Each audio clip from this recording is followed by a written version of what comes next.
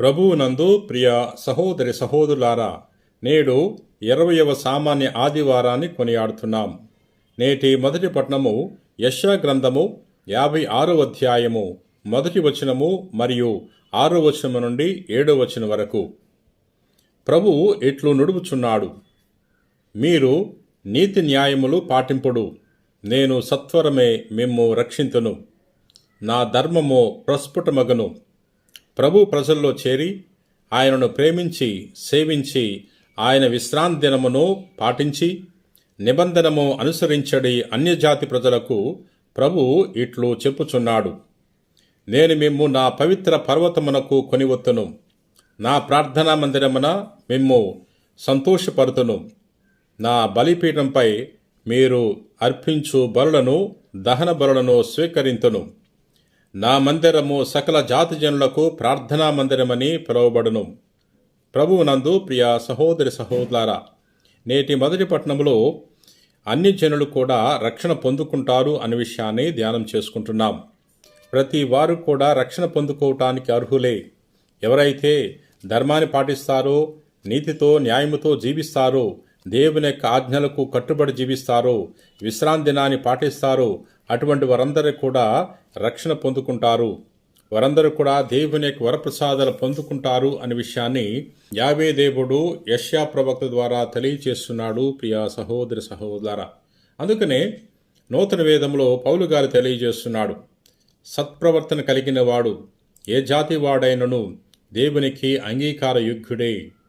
ఎవరెవరైతే సత్ప్రవర్తన కలిగి జీవిస్తారో, ఎవరైతే దేవుని యెడల భయభక్తులు కలిగి జీవిస్తారో, అటువంటి వారందరూ కూడా రక్షణ పొందుకుంటారు. ప్రియ సహోదరి సహోదరులారా, నేటి రెండవ పట్టణము పునీత పౌలు రోమీలకు రాసిన లేఖ 11వ అధ్యాయము 13వ వచనము నుండి 15వ వచనం వరకు మరియు 29వ వచనము నుండి 33వ వచనం వరకు. అన్యజనులారా, నేను ఇప్పుడు మీతో మాట్లాడుచున్నాను. అన్యజనులకు నేను అపోస్తుడైనంతకాలము నా ప్రేషిత కార్యమును గూర్చి గొప్ప చెప్పుకొందును. బహుశా ఇందుమూలమున నా జాతి వారికి అసూయను కలిగించి వారిలో కొందరునైనను రక్షింపగలనేమో. ఏలయనా వారు తిరస్కరింపబడినప్పుడు ప్రపంచము దేవునితో మైత్రిని పొందినది కదా. అన్యులారా, గతమున మీరు దేవునికు విధేయులు కాకున్నను యూదులు అవిధేయులగుటచే ఇప్పుడు మీరు దేవుని కనికరమును పొందితరి. ప్రభువునందు ప్రియ సహోదరి సహోదరులారా, నేటి రెండో పట్టణంలో పౌలు గారు అన్యజాతి జనుల గురించి తెలియజేస్తున్నాడు. పౌలు గారు యూదజాతికి చెందినవాడు, కానీ తాను అన్యులకు బోధించటానికి ప్రత్యేకముగా దేవుని చేత ఎన్నిక చేయబడినాడు. ప్రియ సహోదరి సహోదరులారా, ఎవరెవరైతే క్రీస్తును విశ్వసించి ఆయన బోధల ప్రకారముగా జీవిస్తారో అటువంటి వారందరూ కూడా రక్షణ పొందుకుంటారు అనే విషయాన్ని నేటి రెండో పట్టణం ద్వారా పౌలు గారు తెలియజేస్తున్నారు. ప్రియ సహోదరి సహోదరులారా, యేసుక్రీస్తు ప్రభు ప్రసాదించు రక్షణకు అందరూ అర్హులే.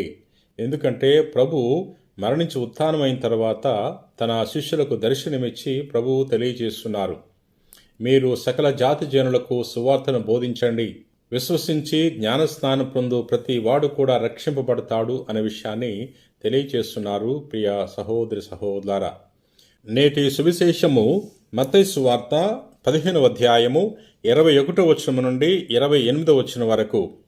యేసు అచటి నుండి తూరు సీదోను పట్టణముల ప్రాంతమునకు వెళ్ళెను. ఆ ప్రాంతమున నివసించున్న కననీయ స్త్రీ ఒకతే ఆయన వద్దకు వచ్చి, ప్రభు, దావీదు కుమారా, నాపై దయచూపుము, నా కుమార్తె దయ్యం పట్టి మిక్కిలి బాధపడుచున్నది అని మొరబెట్టుకొనెను. ఆయన ఆమెతో ఒక మాటైనను మాట్లాడలేదు. అప్పుడు ఆయన శిష్యులు సమీపించి, ఈమె మన వెంటబడి అరుచుచున్నది, ఈమెను పంపివేయుడు అనిరి. నేను ఇజ్రాయేలు వంశీమున చెదరిపోయిన గొర్రెల కొరకు మాత్రమే పంపబడితని అని ఆయన సమాధానమిచ్చను. అప్పుడు ఆమె వచ్చి ఆయన పాదములపై పడి, ప్రభు, నాకు సహాయపడము అని ప్రార్థించెను. బిడ్డల రొట్టెలను కుక్క పిల్లలకు వేయుట తగదు అని ఆయన సమాధానమిచ్చెను. అందుకు ఆమె, అది నిజమే ప్రభు, కాని తమ యజమానుని భోజనపు బల్ల నుండి క్రింద పడిన రొట్టె ముక్కలను కుక్క పిల్లలు తినును కదా అని బదులు పలికెను. యేసు అది విని, అమ్మా, నీ విశ్వాసం మెచ్చదగినది, నీ కోరిక నెరవేరునుగాక అని పలికెను. ఆ క్షణముననే ఆమె కుమార్తె స్వస్థత పొందెను. ఇది క్రీస్తు సువిశేషము. క్రీస్తువా, మీకు స్తుతి కలుగునుగాక. నేడు సువార్తలో కననీయ స్త్రీ విశ్వాసం గురించి ధ్యానం చేసుకుంటున్నాం. ఒకరోజు యేసు ప్రభు వద్దకు కననీయ స్త్రీ వచ్చి ప్రార్థన చేస్తుంది. యేసు ప్రభు, దావీదు కుమారా, నా మీద కరుణించుము, నా కుమార్తె దయ్యం పట్టి బాధపడుచున్నది అన్నప్పుడు ప్రభు ఆమెను తిరస్కరిస్తున్నాడు. నేను వచ్చినది చెదిరిపోయిన గొర్రెల వలె ఉన్న ఇజ్రాయెల్ ప్రజల కొరకు మాత్రమే అని తెలియచేసి ఉన్నారు. అయినా ఆ స్త్రీ పట్టుదలతో ప్రభు చెంత ఉండి ప్రభు పాదాల మీద పడి ప్రార్థన చేస్తుంది. అయ్యా, నీవే శరణము, నీవే నాకు దిక్కు అని ప్రభుని పదే పదే వేడుకుంటుంది. బిడ్డల యొక్క రొట్టెలను కుక్క పిల్లలకు వేయుట తగదు అన్నప్పుడు ఆ స్త్రీ ఈ విధంగా సమాధానం చెబుతుంది. అవును ప్రభు, అది వాస్తవమే. కానీ యజమాని భోజన బల నుండి కింద పడిన రొట్టె ముక్కలను కుక్క పిల్లలు తినును కదా అని ఎంతో గొప్ప విశ్వాసముతో ఆమె పలికినది. ఆమె యొక్క మాటలు విని ప్రభు ఎంతో సంతోషపడుతున్నాడు. అమ్మా, నీ విశ్వాసం మెచ్చదగినది, నీ వెళ్ళము, నీ కుమార్తె స్వస్థత పొందుకుంటుంది అని తెలియచేసి ఉన్నారు. ప్రభు ఆమెను తిరస్కరించిన ఆమె మాత్రము ప్రభుని వీడి వెళ్లకుండా అక్కడే ఉండి పట్టుదలతో ప్రార్థన చేస్తుంది, విశ్వాసంతో ప్రార్థన చేస్తుంది. ప్రభు ఆమెను విశ్వాస పరీక్షకు గురి చేశాడు. ఆ పరీక్షలో ఆమె నెగ్గింది. ఆమెను ప్రభు కుక్కతో పోల్చాడు. బిడ్డల యొక్క రొట్టెలను కుక్క పిల్లలకు వేయడం తగదు అని తెలియజేశాడు. ఆమెలో ఎంత విశ్వాసం ఉంది అని తెలుసుకోవటానికి ప్రభు ఆ విధంగా పలికి ఉన్నారు. ప్రియ సహోదరి సహోదరులారా, కుష్ఠరోగి ఒకడు ప్రభు ముందుకు వచ్చి నమస్కరించి ప్రార్థన చేస్తున్నాడు. అయ్యా, నీ చిత్తమైతే నన్ను స్వస్థుని చేయగలవు, నీకిష్టమైతే నన్ను స్వస్థుని చేయగలవు అని ప్రార్థన చేసినప్పుడు నాకిష్టమే అని ప్రభు పలికి తన చేయి చాచి ఆ కుష్ఠరోగిని తాకి స్వస్థపరిచి ఉన్నారు. ప్రియ సహోదరి సహోదరులారా, ఆది కాండములో అబ్రహాం గురించి మనం చూస్తున్నాం. అబ్రహాము విశ్వాసానికి పితామహుడు. దేవుడు తన కుమారుని బలివ్వమని కోరాడు. ఇసాకు లేక జన్మించాడు, వృద్ధాప్యములో జన్మించాడు. అబ్రహాముకున్న ఏకైక కుమారుణ్ణి తనకు బలిమ్మని దేవుడు కోరినప్పుడు అబ్రహాము దేవునికి విధేయత చూపించాడు. దేవుని యెడల విశ్వాసముతో తన కుమారుని బలివ్వటానికి సిద్ధపడ్డాడు. అందుకనే దేవుడు అబ్రహామును బహుగా దీవించి ఉన్నాడు. ప్రియ సహోదరి సహోదరులారా, మనం కూడా మన జీవితంలో దేవుని యెడల విశ్వాసంతో జీవించాలి, దేవునికి విధేయత చూపించాలి. ప్రార్థన చేసేటప్పుడు మనం పట్టుదలతో ప్రార్థన చేయాలి.